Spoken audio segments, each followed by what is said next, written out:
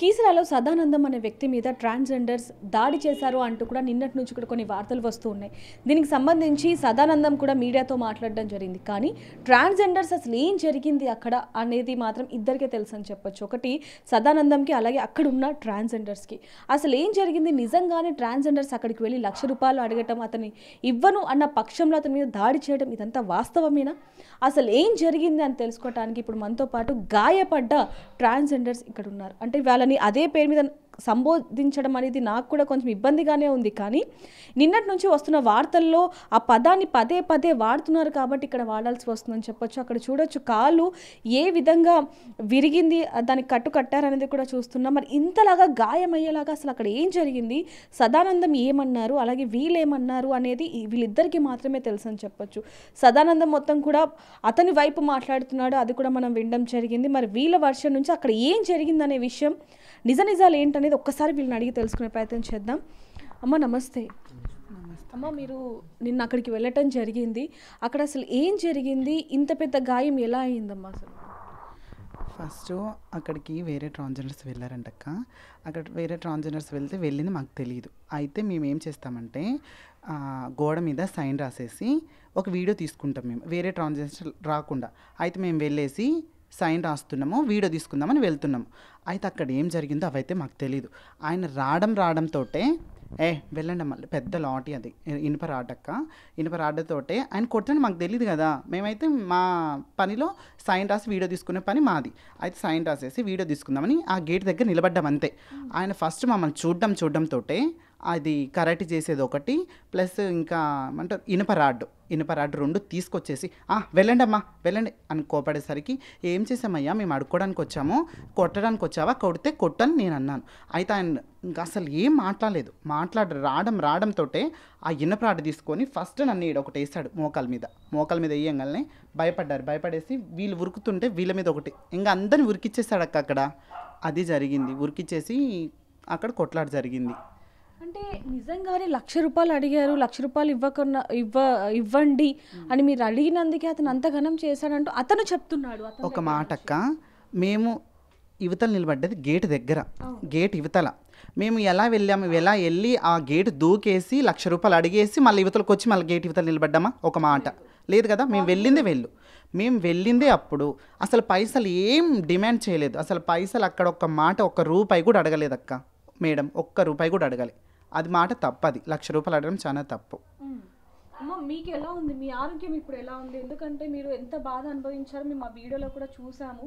అసలు ఏం జరిగిందమ్మా, ఎందుకు మీ మీద దాడి చేయాల్సి వచ్చింది అతను? తను ఎందువల్ల దాడి చేసింది తెలియగానే ఏమంటారు, లోపలికి వెళ్ళి నుంచి మేము ఏమనలేదు, రానైనా అని పిలిచంగానే తను లాఠీ తీసుకొని వచ్చి తన్ని కొట్టిండు. సెకండ్ నన్ను బలంగా కొట్టిండు. ఇక్కడంతా లోపల ఎముక ఫ్రాక్చర్ అయింది, చాలా నొప్పిగా ఉంది, నేను నడవలేకపోతున్నా. ఒకరి సపోర్ట్ లేకపోతే నేను బయటికి వెళ్ళలేను, వాష్రూమ్కి వెళ్ళలేను, వాటర్ కూడా తీసుకోలేను.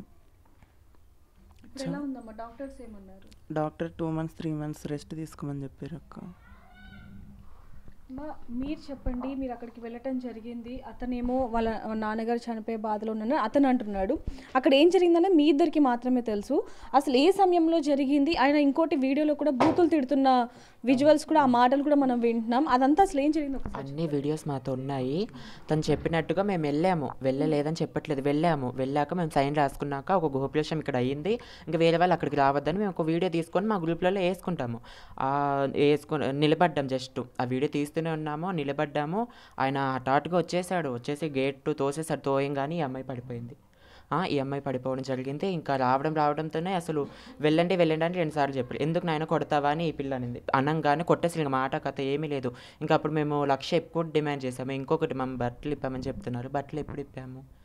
ఏమైనా ఉన్నాయి వాళ్ళ దగ్గర ప్రూఫ్స్, ఏమైనా ఆధారాలు అవి ఏమైనా ఉన్నాయా? పోలీస్ వాళ్ళ దగ్గరికి వెళ్ళి మేము మాట్లాడతాం, వాళ్ళు చెప్పినంతనే ఇవ్వండి అని చెప్తే వీళ్ళు ఏమన్నారు, ఆయన పోలీసు వాళ్ళు కాదు కదా, వాళ్ళ అమ్మ మొగుడి దగ్గరికి వెళ్ళి నేను మాట్లాడుకుంటా అని చెప్పారు. ఆ వీడియోస్, ఫొటోస్ అన్నీ మా దగ్గర ఉన్నాయి, ప్రూఫ్స్ అన్నీ ఉన్నా మా కేసు అయితే తీసుకోవట్లేదు. ఫస్ట్ మమ్మల్ని కొట్టంగానే మేమే వెళ్ళాం స్టేషన్కి.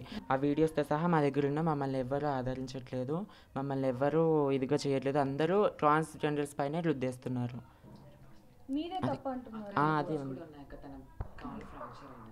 అమ్మా, కానీ ఇక్కడ పోలీసులు కూడా మీ కేసు తీసుకోలేదు అంటూ కూడా మీరు ఇందాక మాతో చెప్పడం జరిగింది. అసలు పోలీస్ స్టేషన్కి వెళ్ళిన తర్వాత అసలు అది ఏ సమయానికి జరిగింది? ఇంకోటి మీరు ఫోన్ చేసి కొంతమందిని పిలిచారు అని వాళ్ళు అంటున్నారు.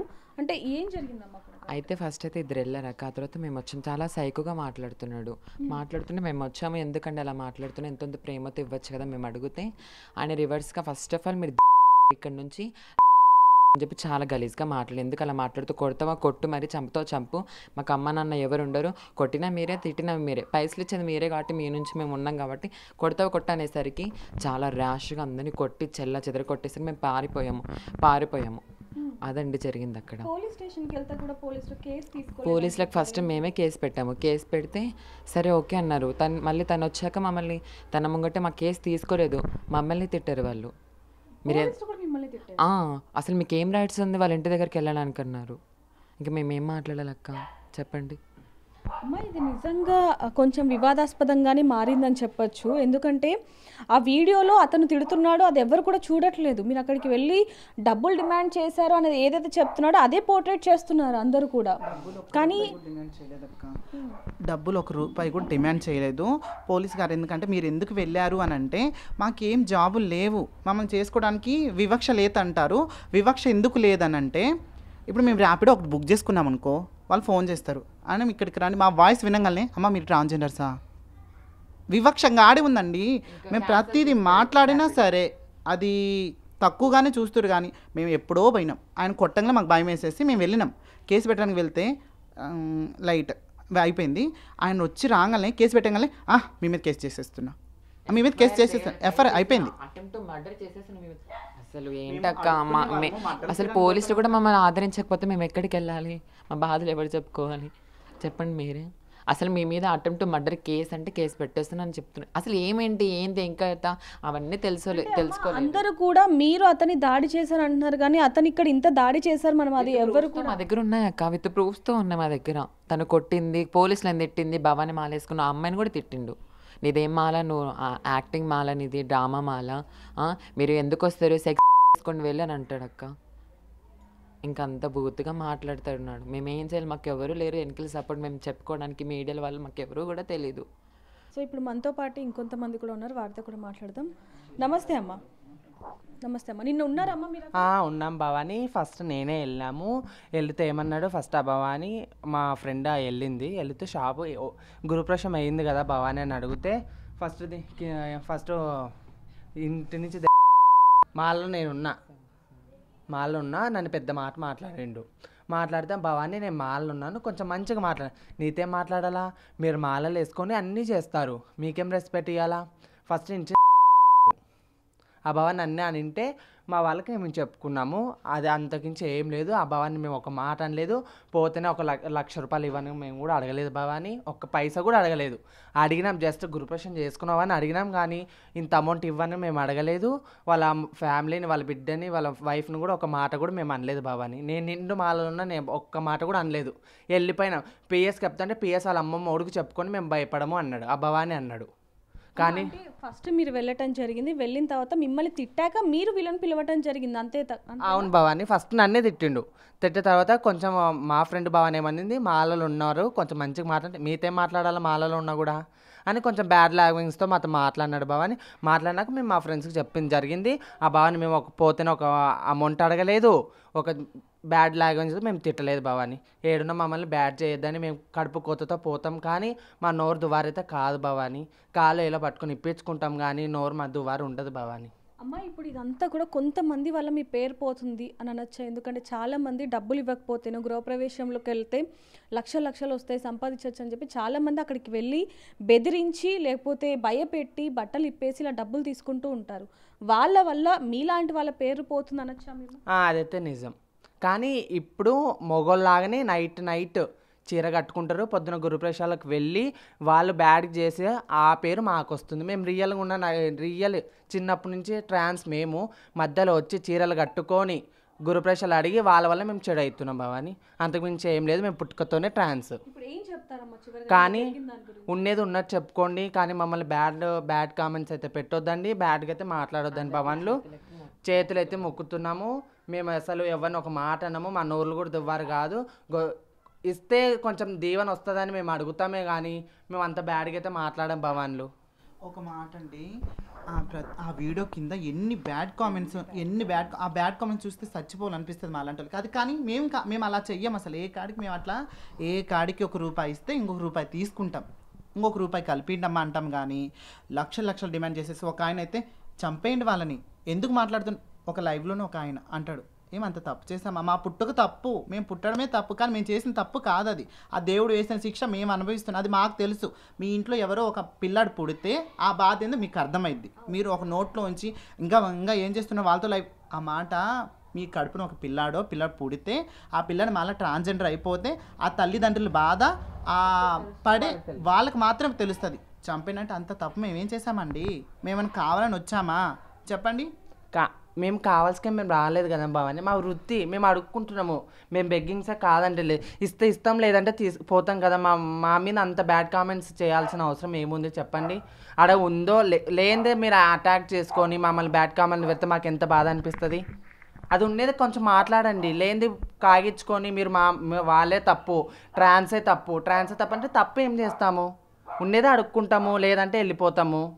రావడం మెంటల్గా మా మీద అటాక్ అయితే మేము ఏం చేయాలా? దయచేసి మమ్మల్ని బ్యాడ్ కామెంట్లతో మాట్లాడొద్దండి భవాన్లు. ఇష్టం ఎత్తి ఇవ్వండి, లేదంటే మేము వెళ్ళిపోతాము, కానీ మనం బ్యాడ్ కామెంట్లో చేయొద్దండి. మీకు చేతులు ఎక్కి మొక్కుతున్నాము, బ్యాడ్ కామెంట్లు అయితే పెట్టొద్దండి. మా పుట్టుక జీవితం అది భవాన్లు. చాలా నెగిటివ్ చేయకండి, మేము మీలాంటి మనుషులమే సరేనా? మీరు పెట్టే కామెంట్ చదువుతుంటే మా ప్రాణం, మేము ఇక్కడ జరిగే సిచ్యువేషన్లు వేరు, మీరు కామెంట్లు పెట్టేది వేరండి. ఆ కామెంట్లు చూస్తే ఇంకా బతుకున్నామని మాకు అనిపిస్తుంది, కానీ కామెంట్ల వల్ల ఒక్కొక్క ప్రాణాలు కూడా పోతాయండి. కానీ ఆడ జరిగింది ఒకటి, మీరు అటాక్ చేసుకొని మాట్లాడితే యువతల మావి కూడా మనసులే భవాన్లు, కానీ మా మనసుగా అన్నట్టు మీరు విరిగొట్టేటట్టు మాట్లాడొద్దని దయచేసి. మాకు కూడా అనేది ఒక మనసు ఉంది, మేము కూడా మనుషులమే, మమ్మల్ని కొంచెం మనుషులాగా చూడండి. ఎవరో చేసి బట్టలుప్పి ఎవరో చేసినందుకు మమ్మల్ని అనొద్దండి దయచేసి. మేము పుట్టుకతో వచ్చేళ్ళము, చిన్నప్పటి నుంచి మా అమ్మ మా నాన్న కాదని మేము ఇంట్లో నుంచి వచ్చి మాదేందో మేము బతుకుతూ ఉన్నాము. ఇప్పటి వరకు కూడా మా ఫ్యామిలీ వాళ్ళు మమ్మల్ని తీసుకోరు కూడా. సో చూస్తున్నాం కదా, అక్కడ జరిగింది వేరు, సదానందం చెప్పేది వేరు. అసలు మేము అక్కడికి వెళ్ళింది కేవలం అంటే గృహప్రవేశం కానీ ఏదైనా మేము వెళ్ళి డబ్బులు తీసుకొని దీవిస్తే మంచి జరుగుతుందనే తప్ప అక్కడికి వెళ్ళి ₹1,00,000 ఏం డిమాండ్ చేయలేదు. అక్కడ జరిగింది వేరు.